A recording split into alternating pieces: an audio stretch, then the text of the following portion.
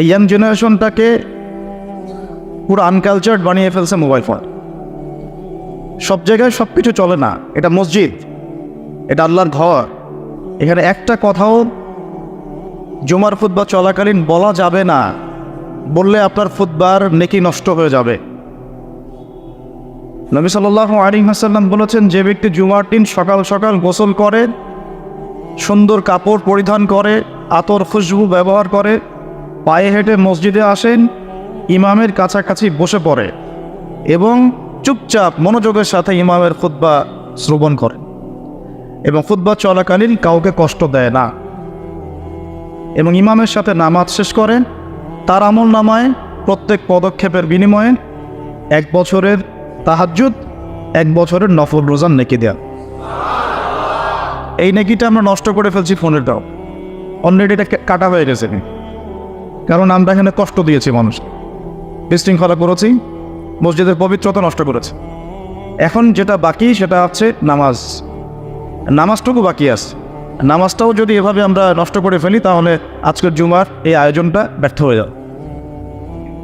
তো এই কথাগুলো বলতে চাইনি, কিন্তু আমি চাই আমাদের তরুণ ভাইয়েরা আবেগী না হয়ে পরিস্থিতি বোঝার চেষ্টা করেন এবং আগামী দিনে সুদূর প্রসারী পরিকল্পনা করে দিন কেন্দ্রিক এগিয়ে যান।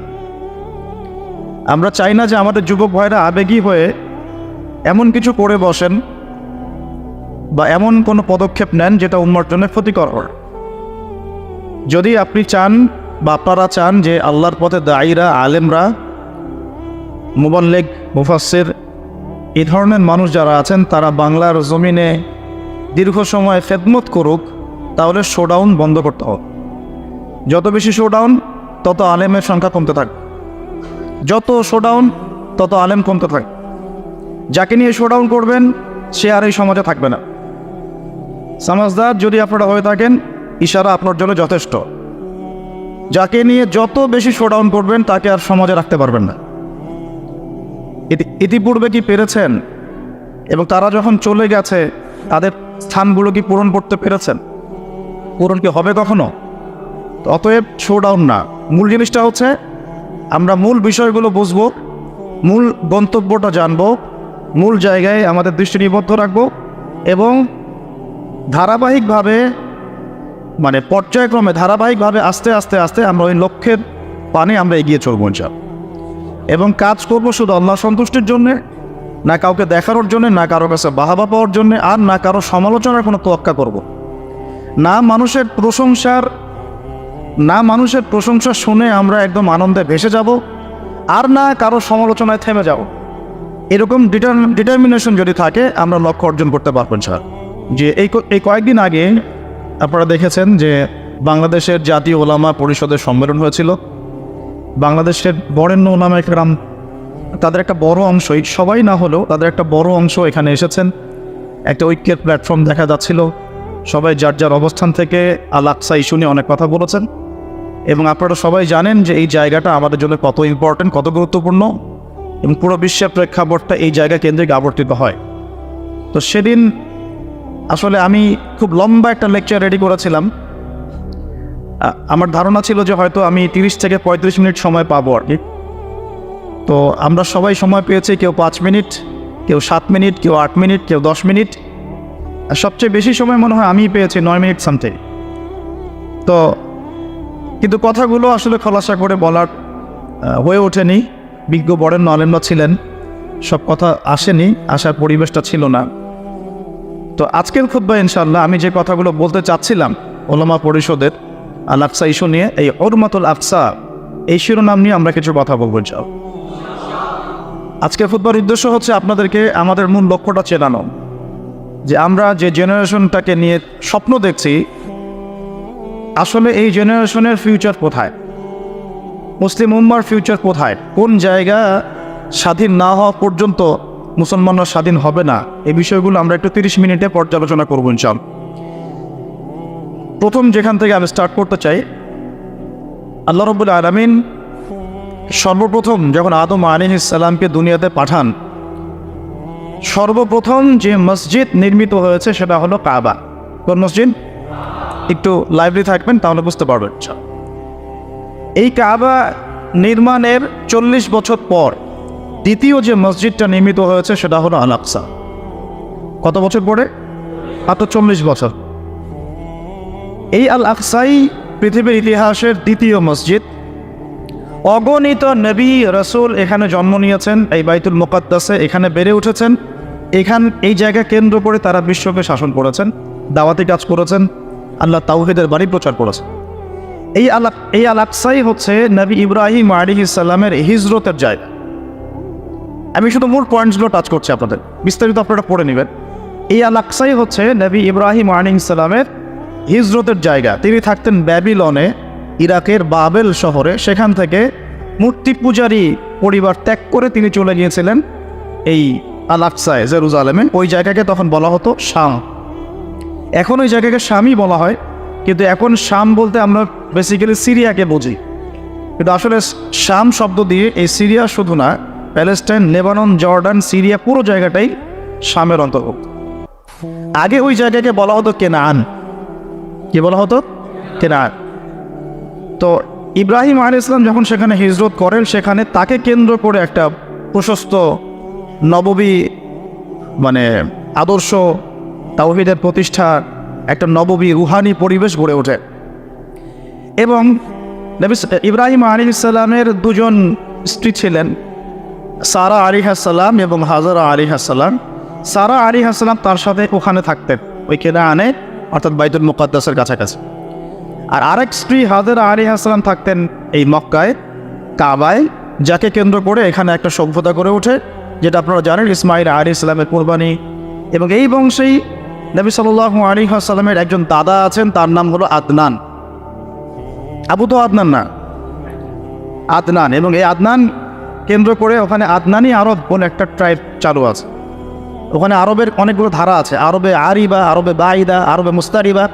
এভাবে আস্তে আস্তে একটা পর্যায়ে গিয়ে আদনানি আরব একটা আরব দেখা যায়। এই বংশের একজন মহাপুরুষের নাম হলো ইসমাইল আলাইহিস সালাম। এই বংশেরই ইসমাইল আলাইহিস সালাম থেকেই আস্তে আস্তে আস্তে আস্তে এদিকে আসে। আর এই আদনানি আরব যারা, তাদের বংশেই শেষ নবী মুহাম্মদ সাল্লাল্লাহু আলাইহি ওয়াসাল্লামের জন্ম হয়েছে। কারণ এই বংশেই হচ্ছে বনু হাশিম এবং কোরাইশদের মধ্যে একটা ট্রাইব বনু হাশিমের মধ্যে আমাদের প্রিয় নবী মুহাম্মদ রাসূলুল্লাহ সাল্লাল্লাহু আলাইহি ওয়াসাল্লামের জন্ম হয়েছে। তো এখন যদি কেউ বলে আদনানি গোষ্ঠী, কথাটা ভালোভাবে নিতে হবে, তাই না? একটা ডিফারেন্স পাওয়া গেল। আচ্ছা, তো এখানে একটা ট্রাইব দেখছি আমরা মক্কায়, আরেকটা ট্রাইব দেখছি আমরা কেনানে, যেটাকে আমরা বলছি বাইতুল মুকাদ্দাস। ওইখানে ইব্রাহিম আলাইহিস সালামের আরেক সন্তান বেড়ে উঠতে লাগলেন, তার নাম হচ্ছে ইসহাক আলাইহিস সালাম। ইসহাক আলাইহিস সালামের যে সন্তান, তার নাম হলো ইয়াকুব আলাইহিস সালাম। আর ইয়াকুব আলাইহিস সালামের আরেকটা নাম হচ্ছে ইসরাইল। ইয়াকুব আলাইহিস সালামের আরেক নাম হলো ইসরাইল, এবং এই ইসরাইল নাম থেকেই পরবর্তীতে এই বংশের নাম হয়েছে বনু ইসরাইল। ঠিক আছে? এই বনু ইসরাইলের মধ্যে আল্লাহ পাকের প্রেরিত বেশিরভাগ নবী এসেছে। বলা হয় 1,24,000, কোনো জায়গায় পাওয়া যায় 2,24,000। কোরআনে আছে 25 জন নবীর নাম। স্পেসিফিকলি কত আল্লাহ ভালো জানেন। আল্লাহ পাক বলেছে ওয়ালিকুল্লি কওমিন হাদ, আমি প্রত্যেক কওমেই হেদায়েত দেওয়ার জন্য নবী রাসূল প্রেরণ করেছি। এটার সংখ্যা আল্লাহ পাক জানেন, আমরা জানি না। তবে এতটুকু জানি, বেশিরভাগ নবী রাসূল এসেছেন এই বনু ইসরাইলের মতো। এখন এটাই সেই জায়গা যেখানে বনু ইসরাইলরা বেড়ে ওঠে, তাদের সভ্যতা বিকাশ লাভ করে। এবং বনু ইসরাইলকে আল্লাহ পাকের ওয়াদা দিয়েছিলেন, তোমরা যদি ভালো থাকো, ওয়াইন আহসানতুম লিআনফুসিকুম ওয়াইন আসাতুম ফালাহা। আল্লাহ পাক ওয়াদা করছেন, তাদেরকে আরও ওয়াদা করছেন যে ওয়াইন উদ্তুম উদনা, মানে সহজ কথায়, তোমরা যদি ভালো থাকো এই জায়গায়, তোমাদের সাথে ভালো বিহেভ করা হবে। তোমরা যদি এই ফিলিস্তিন এই অঞ্চলটাতে ভালোভাবে বসবাস করতে চাও, আল্লাহর আদেশ মেনে চলতে পারো, তোমাদেরকে ভালোভাবেই রাখা হবে। কিন্তু তোমরা যদি উদ্ধত আচরণ করো, তোমাদেরকে এখান থেকে আমি বের করে দিই। এটা আল্লাহ পাকের সুন্নাহ। ওয়ালান তাজিদা লিসুন্নাতিল্লাহি তাবদীলা, আল্লাহ পাকের এই সুন্নতের মধ্যে কোনো ব্যত্যয় থাকবে না। এই প্রতিশ্রুতি তাদেরকে দেওয়া হলো, এবং তারা সেখানে থাকতে লাগলো। প্রথমে তারা বেশ ভালোই ছিল, এবং তারা কিন্তু তখন মুসলিমই ছিল। কারণ তারা আল্লাহ পাকের আনুগত্য করতেন। প্রত্যেক নবী ইহুদি ছিল না, তারা ছিল মুসলিম। এই যে একটা কথা অনলাইনে চলে আসছে, হ্যাঁ কিছু যাক ওইভাবে বলতে চাচ্ছি না, হয়তো জানে না, না জানা হতে পারে, মানুষ নাও জানতে পারে। তা কোনো নবী রসুল ইহুদি বলা যাবে না, তারা মুসলিম ছিলেন, কারণ তারা আল্লাহ পাকের দাসত্ব করতেন, এখলাসের সাথে আত্মসমর্পণ করতেন। আর যে আল্লাহর সামনে আত্মসমর্পণ করে তাকে আমরা মুসলিম বলি। তা আমরা নবী রসুলদেরকে বলবো না এভাবে তারা ইহুদি ছিলেন, না, তারা মুসলিম ছিলেন। তবে সভ্যতাটার নাম ছিল বনু ইসরাইল, বংশটার নাম ছিল বনু ইসরাইল। তো বনু ইসরাইল থেকে ইহুদি নাম কিভাবে হলো সেটাও আমি একটু পরে বলছি। এখন এই ইয়াকুব আলাইহিস সালামের বংশ বাড়তে লাগলো। আপনারা জানেন, সূরা ইউসুফ পড়ে দেখবেন, তার মোটামুটি 12 সন্তান হয়ে গেল। 12 সন্তানের মধ্যে এক সন্তানের নাম হলো ইউসুফ, আর তার ভাই যার নাম পাই আমরা বেনিয়ামিন, তাই না? নেতানিয়াহু না আবা, ঠিক আছে, বেনিয়ামিন। নামগুলো কেন মিলে যায় বুঝেন? তারা কিন্তু তাওরাত, ওল্ড টেস্টামেন্ট, নিউ টেস্টামেন্ট এগুলো কাটাকাটি করে নামটার আগে ওদের একটা ভিশন আছে, ওইদিকে আমরা পড়ে আসতেছি। এখন এই ইয়াকুব আলাইহিস সালামের যে কওম, যে ট্রাইব, তার যে সন্তানরা, ওই সৎ ভাইদের গল্প আপনারা জানেন, সূরা ইউসুফ বিস্তারিত পড়লে দেখবেন যে তারা দুর্ভিক্ষের কবলে পড়ে সেখান থেকে মিশরে আসে। মিশরে কিভাবে আসলো তারা? আচ্ছা, তার আগে আপনাদেরকে একটা শব্দ বলি, সেটা হলো হোলি ল্যান্ড। এই শব্দটাকে মাথায় রাখবেন, হোলি ল্যান্ড। শুধু ফিলিস্তিন জুড়ে নয়, বরং মিশরের নীলনদ থেকে শুরু করে ইরাকের ইউফ্রেটিস পর্যন্ত এই পুরো জায়গাটাকে বলা হয় হোলি ল্যান্ড। এই জিনিসটা মাথায় রাখবেন।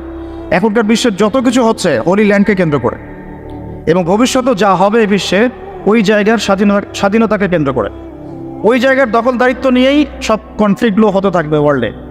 জায়গাটার নাম হোলি ল্যান্ড। এই হোলি ল্যান্ড শব্দটা কিন্তু কোরআন থেকে নেওয়া হয় নাই, এটা ওরা ওদের মতো করে সাজিয়ে নিয়েছে ওদের ওল্ড টেস্টামেন্ট, নিউ টেস্টামেন্ট থেকে। তারা মনে করে এবং তারা দাবি করে, এই জিউসরা, যে এই পুরো হোলি ল্যান্ড আল্লাহ তাদেরকে দিয়েছেন। নাউজুবিল্লাহ। কাদেরকে দিয়েছেন আমরা দেখবো এখন ইনশাআল্লাহ। তো এখন এই হোলি ল্যান্ড বলতে শুধু ফিলিস্তিন না, তাহলে পুরো মিশর থেকে নিয়ে একদম ইউফ্রেটিস, ইরাকের ইউফ্রেটিস নদী পর্যন্ত, যেখান থেকে সোনার পাহাড় বের হবে, হাদিস তো জানেন আপনারা, আর যেটাকে কেন্দ্র করে মহাযুদ্ধ হবে। এখন এই হোলি ল্যান্ডে তাহলে কীভাবে আসলো বনু ইসরাইল? ওই দুর্ভিক্ষের কবলে পড়ে তারা আস্তে আস্তে এখানে আসলো খাবারের সন্ধানে। এখানে এসেই তখন ফেরোরা থাকতো। আর তো এই ফেরো আর মুসা আলাইহিস সালামের ফেরো কিন্তু এক না। তখন যারা থাকতো তাদেরকে বলা হতো হাইকেল গোষ্ঠী, আর কি, হাইকেল জনগোষ্ঠী। তো তারা মোটামুটিভাবে এত অত্যাচারী ছিল না, একটু ধর্মনিরপেক্ষ টাইপের ছিল আর কি, যে যার মতো ধর্ম পালন করবে, কোনো সমস্যা নেই, এরকম ফিলোসফি ছিল। এতে করে এই বনু ইসরাইল যখন এখানে আসে, ইউসুফ আলাইহিস সালামের ভাইরা, তারা মোটামুটি একটা জায়গা করে নেয়। আর তার ভাইরা কীভাবে আসলো এখানে এটা আপনারা জানেন। প্রথমে ইউসুফকে কুয়ায় ফেলে দিল, সেখান থেকে রাজা কিনে নিল, সেখান থেকে রাজপ্রাসাদে, ওখান থেকে ওই যে প্রলোভন, জেনার প্রলোভন, সেখান থেকে তিনি কারাগারে মাশাআল্লাহ 12 থেকে 14 বছর মনে হয় ছিলেন, না, মোটামুটি 12 বছরের মতো জেল জীবন শেষ করে আবার এই রাজপ্রাসাদে অ্যাজ এ কী বলবো, খাজেন মানে হচ্ছে যার অর্থ, একটা রাষ্ট্রের অর্থের দায়িত্ব থাকে, অর্থ মন্ত্রণালয়ের প্রধান বলা যায়। একটা রাষ্ট্রের অর্থ মন্ত্রণালয়ের প্রধান হলেন ইউসুফ আলাইহিস সালাম। এই যে একটা লাইফের সার্কেল, এটাকে আল্লাহ পাক বলেছেন আহসানুল কসাস, তাই না শব্দটা? আহসানুল কসাস। তো এই উপন্যাস, সবচেয়ে শ্রেষ্ঠ উপন্যাস হলো ইউসুফ আলাইহিস সালামের এই জীবনীটা। এখন আমরা বুঝলাম যে বনু ইসরাইল কীভাবে ওই কেনান থেকে মিশরে আসলেন। ইউসুফ আলাইহিস সালাম যখন এখানে পলিটিক্যাল পাওয়ারটা পেলেন, তখন তিনি বাবাকে নিয়ে আসলেন, মাকে নিয়ে আসলেন, ভাইদেরকে নিয়ে আসলেন, সবাইকে মাফ করে দিলেন। এখানে আবার বনু ইসরাইলের আবাদি গড়ে উঠতে থাকলো। এভাবে আস্তে আস্তে বনু ইসরাইল ছড়িয়ে যেতে লাগলো। মোটামুটি 100-200 বছর তারা এখানে খুব শান্তিতে ছিল, যতক্ষণ না এই হাইকেল জনগোষ্ঠীকে সরিয়ে দিয়ে ফেরাউনরা ক্ষমতা দখল করেছে। ফেরাউনরা আবার উগ্র, এরা আবার ওই রকম না, ওই মানে সেকুলার মাইন্ডেড না। ওরা দাবি করে যে আনা রব্বুকুমুল আ'লা, আমি তোমাদের মহান।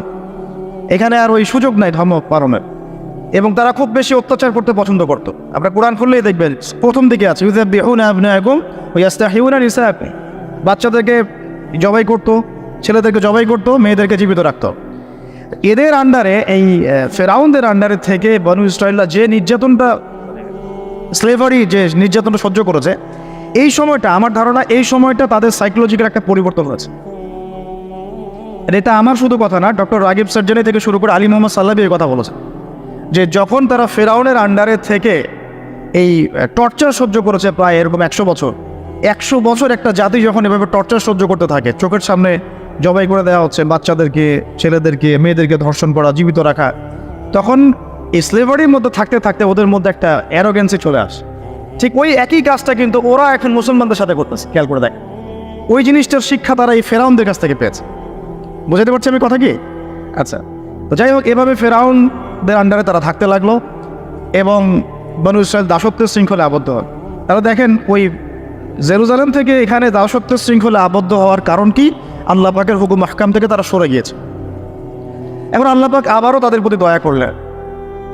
কি দয়া করলেন? আল্লাহ পাক তাদেরকে আবার একজন নবী দিলেন। সেই নবীর নাম নবী মুসা আলাইহিস সালাম। কি নাম? মুসা আলাইহিস সালাম তাদেরকে আবার এই জায়গা থেকে উদ্ধার করলেন। ইতিহাস বলতে চাচ্ছি না, আপনারা পড়েছেন, অনেকেই জানেন। কোরআনের পাতায় পাতায় ফেরাউন আর বনী ইসরাইল, কীভাবে ফেরাউনকে ডুবে মারা হলো, কীভাবে বনী ইসরাইলকে নিয়ে তিনি এখান থেকে বের করলেন। গিয়ে বনী ইসরাইল ফেরাউনের হাত থেকে নাজাত পেয়ে যখন ফেরাউনের দলবল লোহিত সাগরে ডুবে মরল, এরপরে কিন্তু মুসা আলাইহিস সালাম তার এই অনুসারীদেরকে নিয়ে এই জেরুজালেমের দিকে আবার যাচ্ছিলেন। মনে আছে?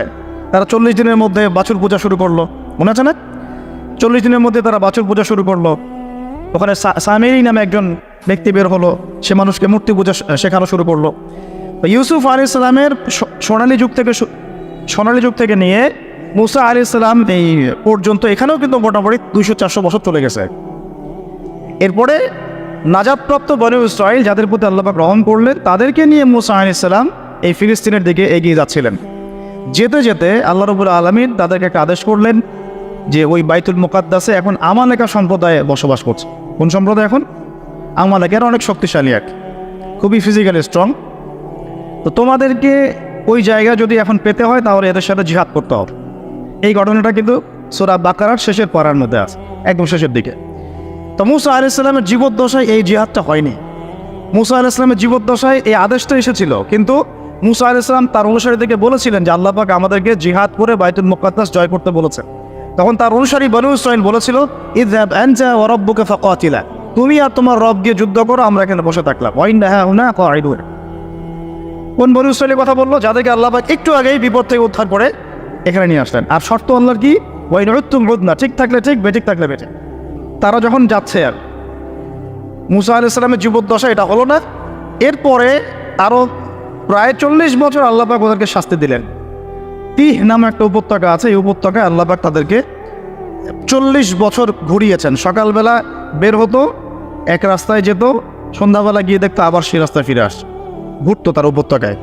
আল্লাহ পাক 40 বছর এই শাস্তি দিয়েছেন ওই আল্লাহ পাকের জিহাদের আদেশ লঙ্ঘন করার কারণে।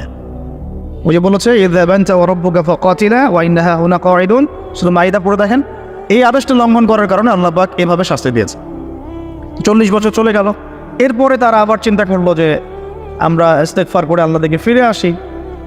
আল্লাহ পাক তৌফিকও দিলেন। আল্লাহ পাক তাদের কাছে আরও একজন নবী পাঠালেন, যার নাম হচ্ছে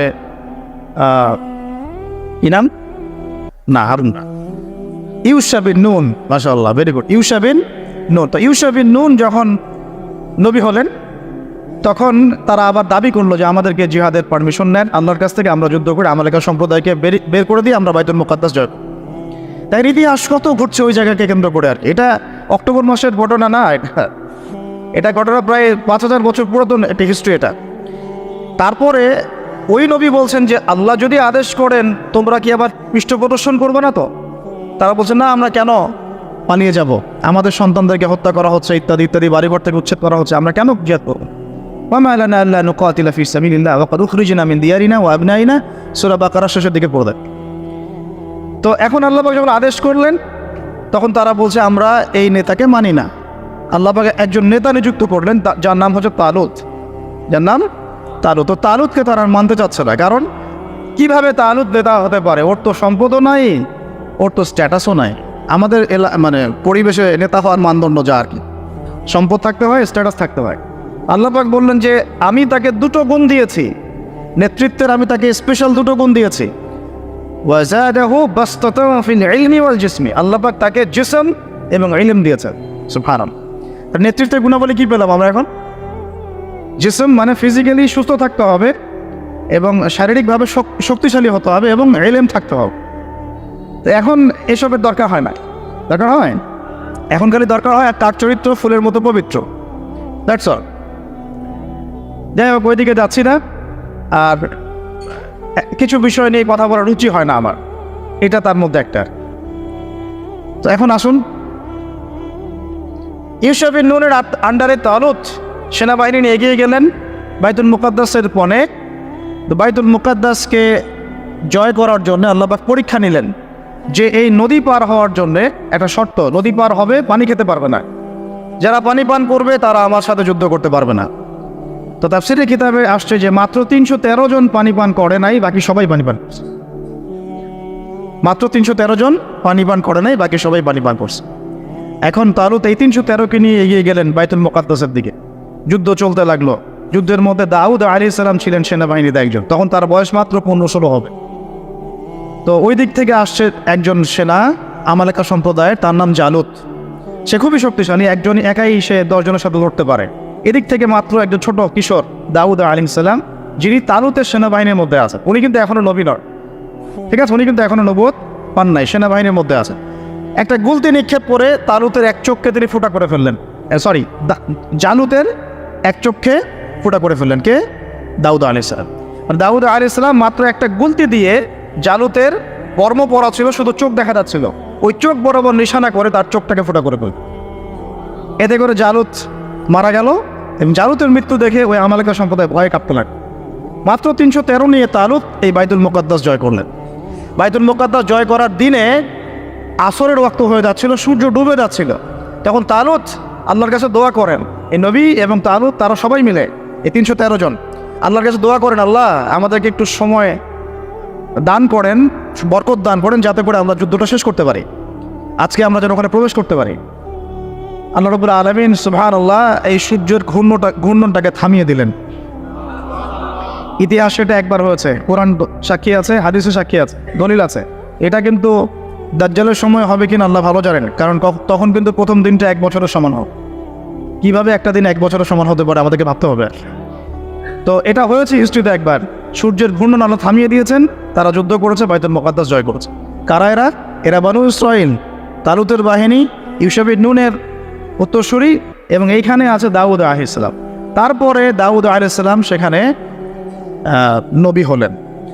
তার আগে বনু ইসরাইল ভালোভাবেই চলল, কোনো সমস্যা করে নাই।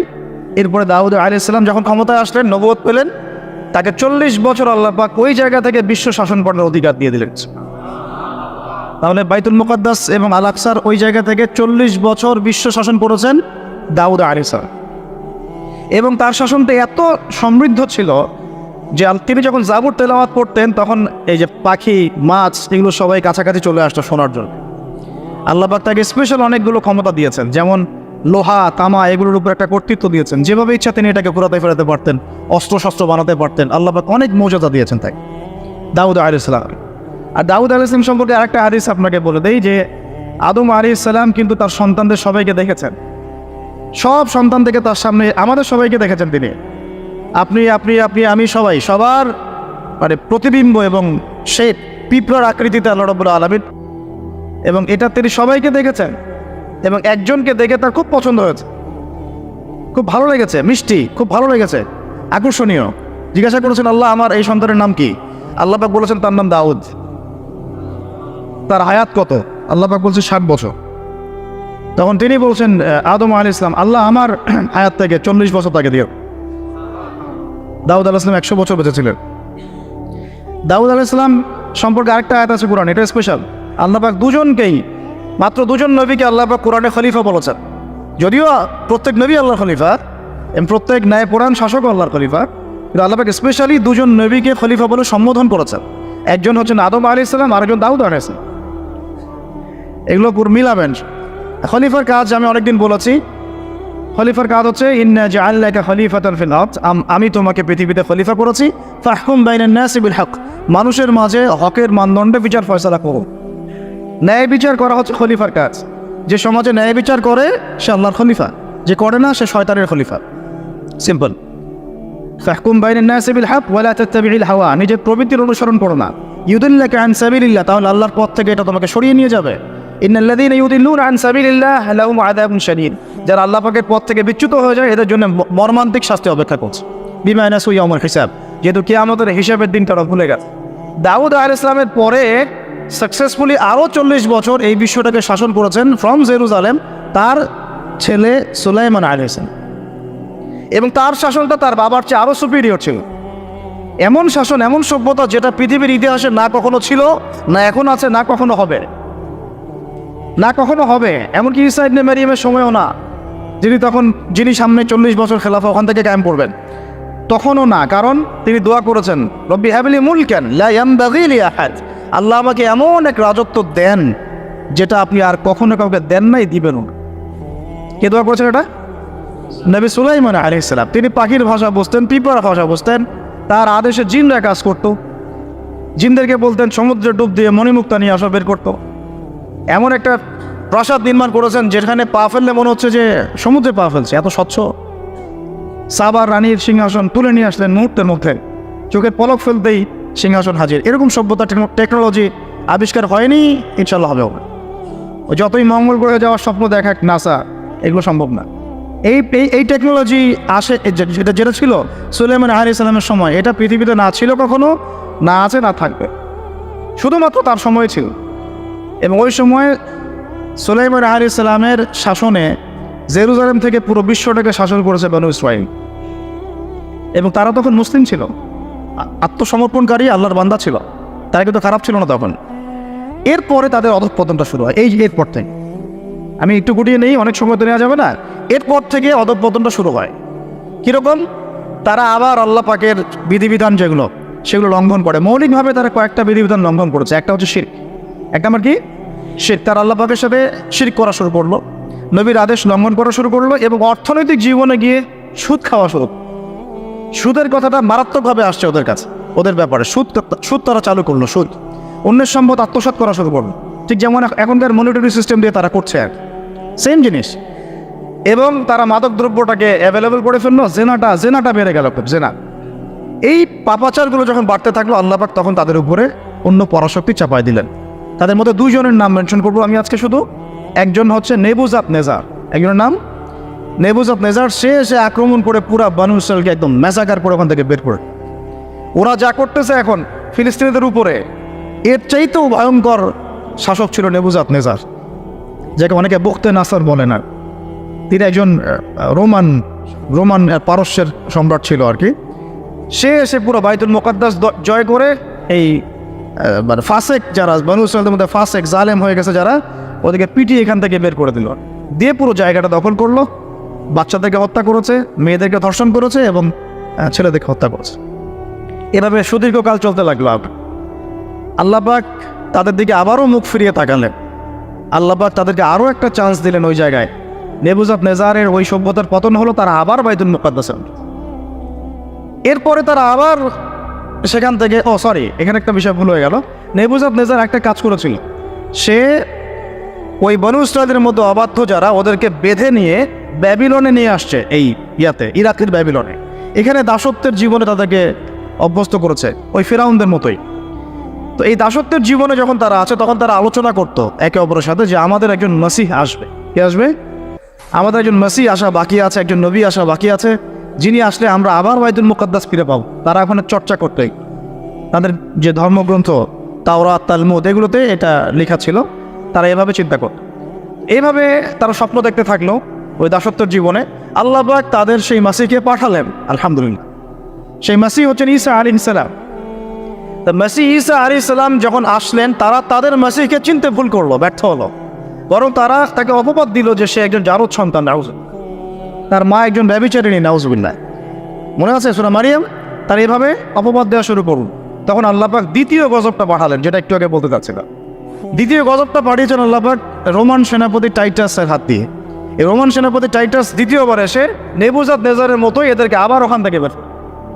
এই লাতুফসিদুন্না ফিল আরদি মাররাতাইন, লাতুফসিদুন্না ফিল আরদি মাররাতাইন, দুইবার তোমরা এই জমিনে ফাসাদ সৃষ্টি করবো। আল্লাহ পাক সূরা বনী ইসরাঈলে বলেছেন, ওই এই দুইবার হচ্ছে এই দুইবার, নেবুজাদনেজারের সময় একবার, তার আগে একবার, আর এই যে রোমান সম্রাট টাইটাসের সময়।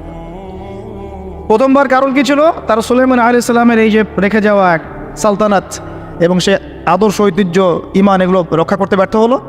দ্বিতীয়বার তারা তাদের মাসিহকে চিনতে ব্যর্থ হলো। এবার রোমান সেনাপতি ওকে ওখানে আবার ম্যাসাকার করলো, একদম জেনোসাইড।